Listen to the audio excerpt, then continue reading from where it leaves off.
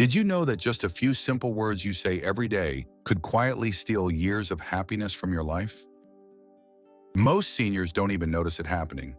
But the truth is, language has power, and the words you choose can shape your health, your relationships, and even your future.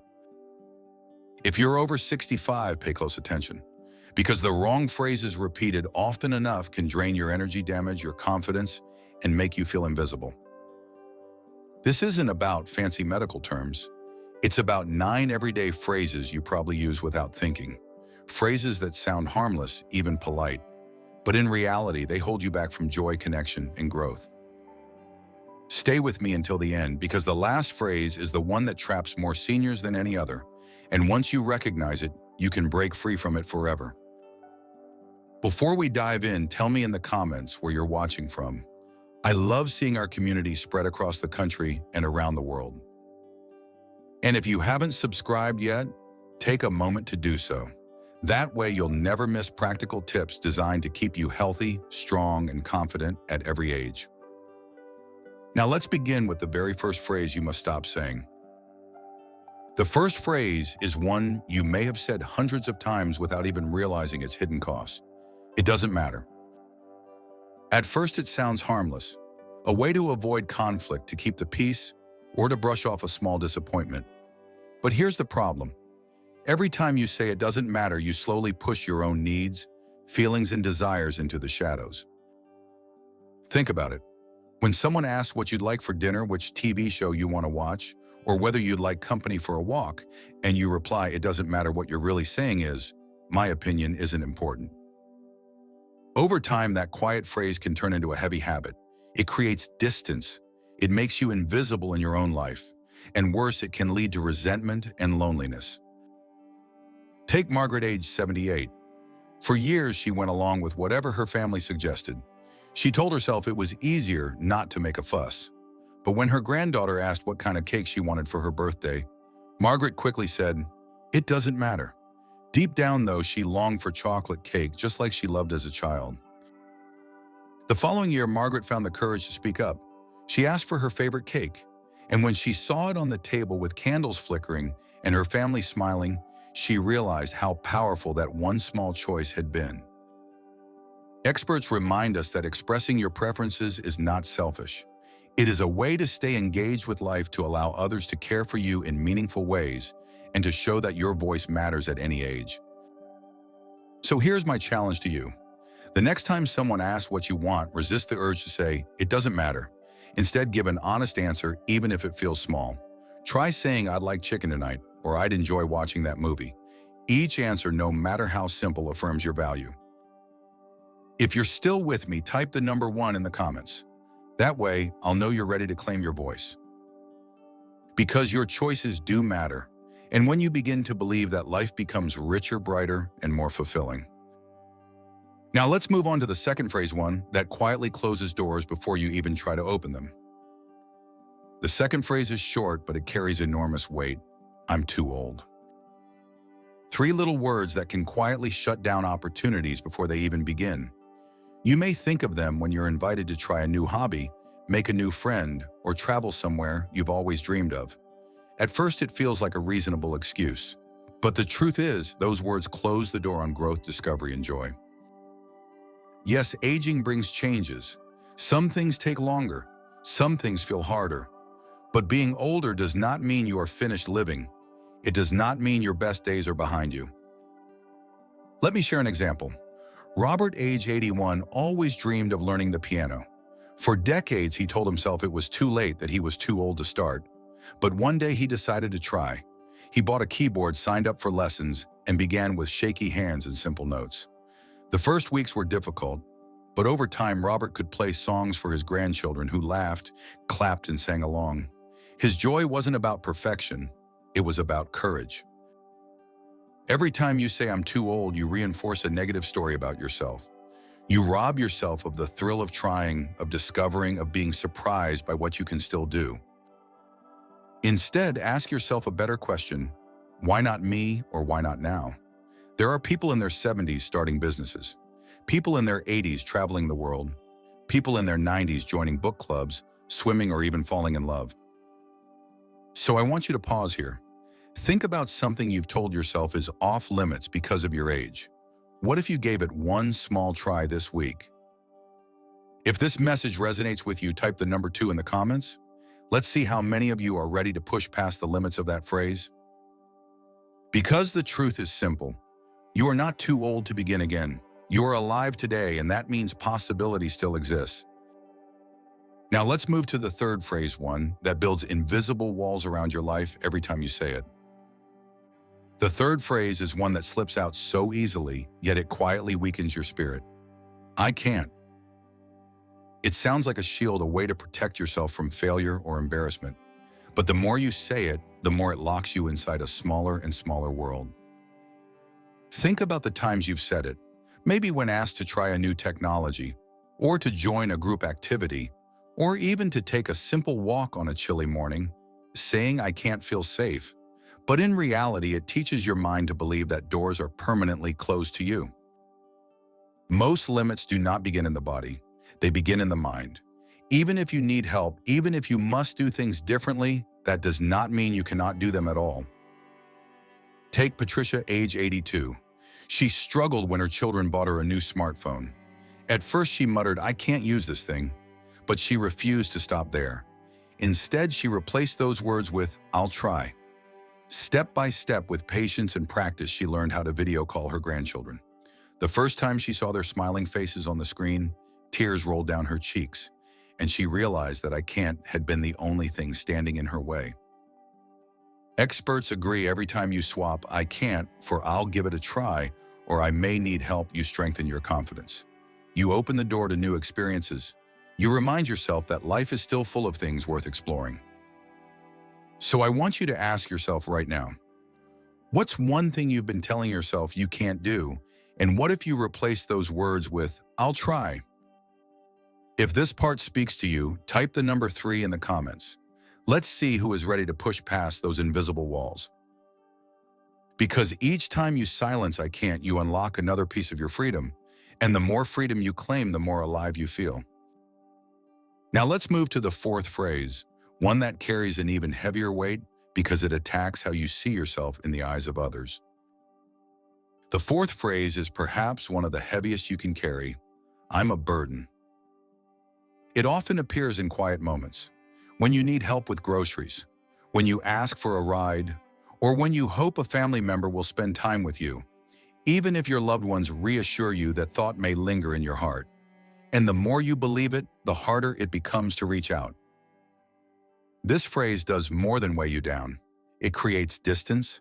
It convinces you to keep silent when you should speak. It makes you refuse kindness when you actually need it most. And in time, it can lead to guilt, isolation, and loneliness. But here's the truth most seniors forget. Accepting help is not weakness. It is love in action. When others care for you, they feel a sense of purpose and connection. Helping you is not a burden to them. It is a gift. Take Harold, age 84. After he stopped driving, he worried about asking his daughter for rides to the store. He thought he was interrupting her busy life. He told himself he was a burden. But when he finally spoke up, his daughter surprised him. She said their weekly trips were the highlight of her week. For her, it was not a chore. It was precious time together. So the next time you feel like a burden, try saying something different. Say thank you for being here for me. Those words open your heart to gratitude and remind your loved ones that their presence matters just as much as yours. Let me ask you this. Have you ever held back from asking for help because of this phrase? If so, you're not alone. And if you're still watching, type the number 4 in the comments. It's a simple way to remind yourself that support is not shameful. Remember, caring flows both ways. You've spent years giving to others. Now let others give back to you. That exchange of love and trust is what keeps families close and hearts strong. With that in mind, let's continue. The next phrase may sound innocent, but it quietly keeps you chained to the past and blinds you to the beauty of today. The fifth phrase many older adults fall into is, I used to be. On the surface, it seems like nothing more than reminiscing. Talking about the job you had, the sports you played, the energy you once carried. And there is nothing wrong with remembering the past with pride, but the danger lies in measuring your present life against what used to be. Every time you compare today with yesterday, you risk feeling less capable, less joyful, and less connected to who you are now. The truth is, each stage of life brings its own strengths, its own beauty, and its own reasons to be proud. Think about James, age 79. For decades, he told friends, "I used to run marathons." But after heart surgery, running was no longer possible. For a while, James withdrew from his community. He felt the best part of his life was gone. But then he discovered the pleasure of daily walks. He started carrying a small camera, capturing birds, flowers, and sunsets. Slowly, joy returned. Not the same joy as before, but something new, something just as meaningful. Experts remind us that living in the shadow of the past can rob you of gratitude for the present. Instead of saying, "I used to be," try shifting to phrases like, "Today I enjoy," or "Now I'm learning." That simple change helps you see your current life as full of value, not as a faded reflection of your younger years. So let me ask you, have you caught yourself starting too many sentences with "I used to"? If this strikes a chord with you, type the number 5 in the comments. It's a gentle reminder to honor your present as much as your past. Your memories are treasures, but they are not the only treasures. Right now, you are still creating new ones. And each moment you choose to value what is here instead of only what was, you give yourself the gift of peace. Now let's move forward. The sixth phrase may sound like a sigh, but it is one of the most discouraging habits of all. It has the power to stop your motivation in its tracks before you even begin. The sixth phrase that quietly steals joy is, "What's the use?" These words often surface when life feels heavy. Maybe you face setbacks. Maybe your efforts don't seem to bring quick results. You wonder if continuing your exercises, keeping up with healthy habits, or reaching out to friends is worth it. Saying, "What's the use?" feels like surrender. But in reality, it drains your spirit and makes life smaller than it truly is. Here's the truth. Every small effort matters. Every choice adds up. Even if the results aren't dramatic, even if progress feels slow, those actions carry meaning. Trying itself is an act of hope, and hope is the fuel that keeps life moving forward. Think about Linda, age 86. After losing her husband, she turned to painting to ease her grief. On tough days, she muttered, "What's the use?" No one will see these paintings anyway, yet she kept going, covering her walls with her art. When her grandson visited and admired one of her paintings, Linda realized something powerful. Her effort had touched a heart, and that was enough. Experts encourage us to replace "what's the use" with small, meaningful goals. Instead of demanding perfection, celebrate little wins. One more walk this week, one more healthy meal, one more phone call to a friend. Each of those steps matters. Each is proof that your life is still worth investing in. So let me ask you, have you ever caught yourself saying, "What's the use?" If so, type the number 6 in the comments. Let this moment be the turning point where you remind yourself that every effort carries value. Because the truth is, meaning isn't measured in giant leaps. It's found in the steady, hopeful steps you take each day. And those steps, no matter how small, keep your spirit alive. Now let's continue. The seventh phrase can creep in during moments of loneliness or disappointment, and if you're not careful, it can darken your outlook on life and push others away. The seventh phrase that slowly eats away at your spirit is, "Nobody cares."